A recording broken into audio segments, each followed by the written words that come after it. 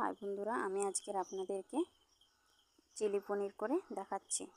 প্রথমে আমি পনিরগুলোকে ছোট ছোট করে কেটে নিয়েছি। এর মধ্যে আমি একটু লঙ্কা গুঁড়ো দিয়ে দিলাম।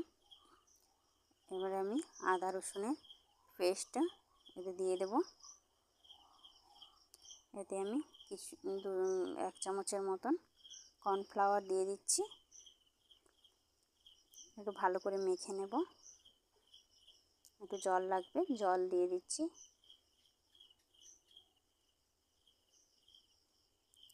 জল দিয়ে এটা ভালো করে আমি মেখে নিলাম।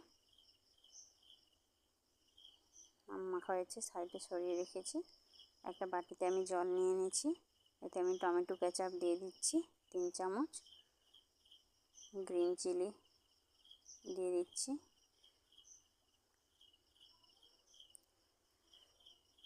সোয়া সস দিয়ে দিলাম।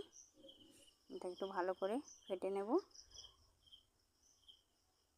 এর মধ্যে আমি কর্নফ্লাওয়ার দিয়ে দিচ্ছি 2 চামচ। সব আমি একসাথে মিশিয়ে এটা সাইডে আগে থেকেই রেডি করে রেখে দিচ্ছি। এটার মধ্যে আমি 1 চামচ ভিনিগার দিয়ে দিচ্ছি।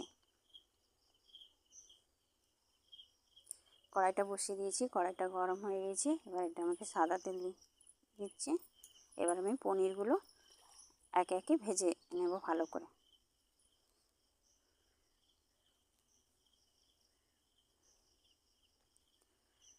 পনিরগুলো নেড়েচেড়ে ভাজা হয়ে গিয়েছে, তুলে নিচ্ছি পনিরগুলো। ওই তেলে আমি আদা রসুন কুচি দিয়ে দিলাম, ভালো করে নেড়েচেড়ে। এবার আমি পেঁয়াজ দিয়ে দেব, কাঁচা লঙ্কাটা দিয়ে দিলাম আগে। আর আমি পেঁয়াজগুলো দিয়ে দিচ্ছি, ক্যাপসিকামও দিয়ে দিলাম। এগুলো একটু ভালো করে ভাজা ভাজা করে নেব।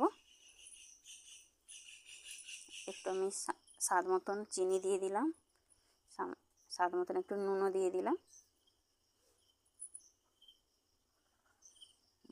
এবার আমি ওই সসটা পেস্টটা সব দিয়ে দিলাম। ভালো করে বাটি ধুয়ে জলটা দিয়ে দিলাম। নাড়াচাড়া করে আমি 10 মিনিটের জন্য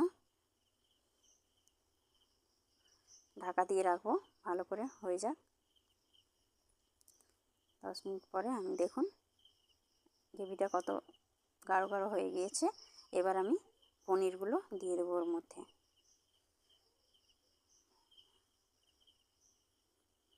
নাড়াচাড়া করে একটু ফুটিয়ে গেলে দেখুন রান্নাটা আমার কমপ্লিট হয়ে গিয়েছে। আপনারাও কিন্তু বানিয়ে খাবেন।